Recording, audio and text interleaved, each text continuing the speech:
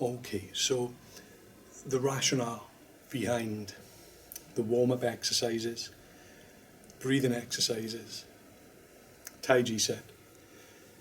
Generally speaking, there are more specifics within the breathing exercises, much more specific, as relating to Chinese medicine and how to move the body, different organs, meridians and points. But in general, what we're looking for to begin with is to open up the body and stretch it out. We need a good cross-section of movements that exercise most parts of the body to keep everything moving. Okay. The reason behind that is that if you have muscle imbalances, if, for example, my chest muscles are tight, so that pulls my shoulders forward, that puts a lot of pressure on my chest, so I can't breathe well. But also, the joints and tissues become tight, pulled close together, so that when I start to do repetitive movements, the tissues are rubbing against one another, and they're getting hotter, and it's causing inflammation in the tissues, and also possibly in the joints as well, as it may be rubbing the tendons, the ligaments, the bones even. Okay. So it'll start to wear the cartilage in certain joints, things like that. So our idea is that, first of all, we work on flexibility. That's increasing the range of motion in the joints and around the body. Stretching out any tight muscles and strengthening any weaker and longer muscles. Okay. In that way, the bones go into the right position. If I have my shoulders rounded like so, if I begin to stretch these muscles correctly, then my arms will come back at the side of the body.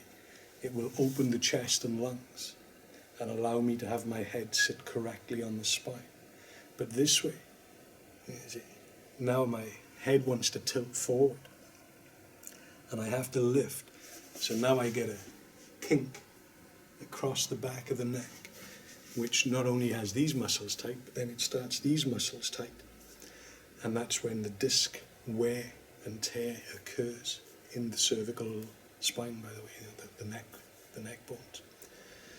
So our idea is to stretch everything out.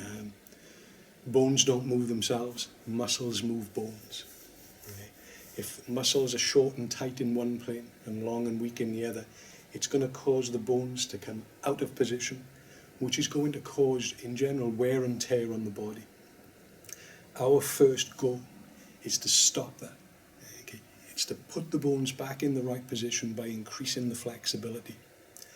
When we increase the flexibility and have the bones in the right position, then we will also increase the stability of the joints and the skeleton in general.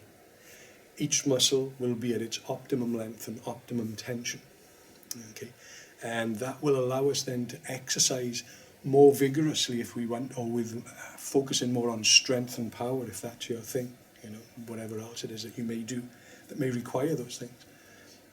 In Tai Chi, we don't sort of focus so much on the physical strength. It's generating power through intrinsic strength.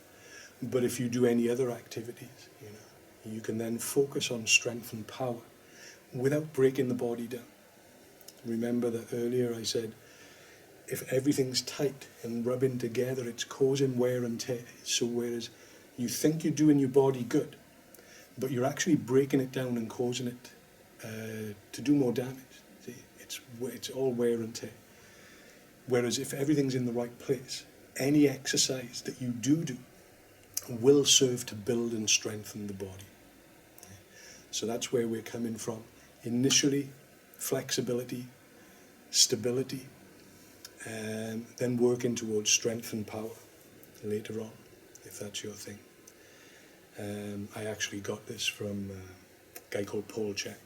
I suggest you check out Paul Chek's.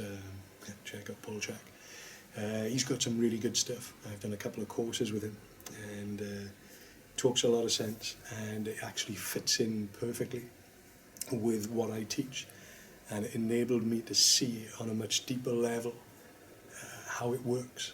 and how these things operate and why they're so effective at what they do, which is keeping you mobile, keeping you stable, keeping you balanced, keeping you flexible, giving you more energy, and it all works together well. So I'll probably put some links up to Paul Chek somewhere on the website, or maybe on the page where you're accessing this video too. Okay, thank you.